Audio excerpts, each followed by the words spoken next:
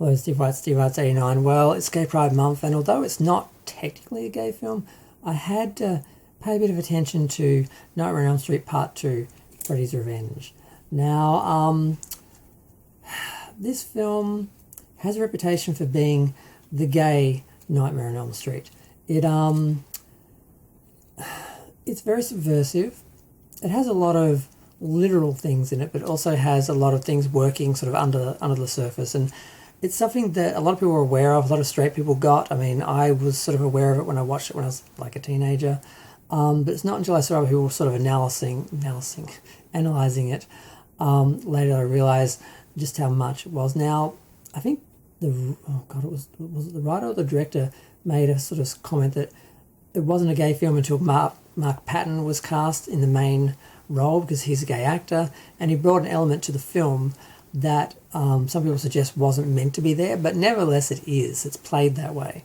I mean, basically, story-wise, this guy Jesse, played by Mark Patton, moves into Nancy's old house. He finds her journal, he finds Freddy's glove, and he starts to become possessed by Freddy. And this possession does sort of read like repressed homosexuality and attraction and so forth. There's a sadistic coach that sort of makes the kids run laps and do push-ups, and they talk about him going to S&M bars and all that, and we do see that in the film, and he dies in an interesting way, and a lot of that was kind of obvious for what it was back in the day, but like I said, there's been more analysis of it now, and I do think it holds up. I do think that there is, there's elements of homosexuality and sexual identity that are meant to be in this. Now, the story is fairly simple. Like I said, he kills his coach. He keeps sort of becoming possessed and finding himself becoming Freddy, and then waking up afterwards, covered in blood and not really knowing what's happened. And his girlfriend is kind of attracted to him. There is some semblance of trying to have a normal relationship there, but it never happens. It gets Freddy coming out stops it, but she still sort of saves him with her love, and there is something a little bit conventional about that, but I mean, we've all had our female best friends, and we've all had those women who fell in love with gay men not really knowing that they were gay and what they were doing. I mean, it's even happened to me, so it happens to everyone.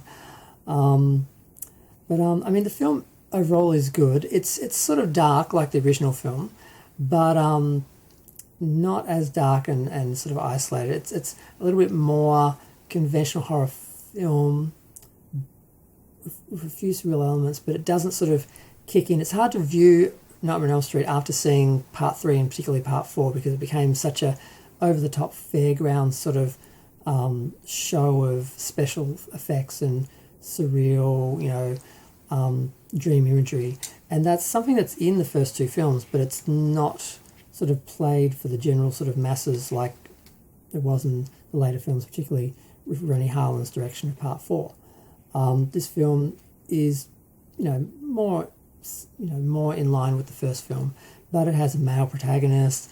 It goes in different directions, and it's kind of interesting, but kind of dark and sort of introverted on some level. I don't know, but I like it. I loved it when I first saw it. I didn't have any issues with it. A lot of people don't like it, and that's partly just because they see the gay elements of it and they just have issues with that because they're homophobes. Other people, of course, didn't like it straight from the formula of, the female protagonist, the final girl, sort of that element.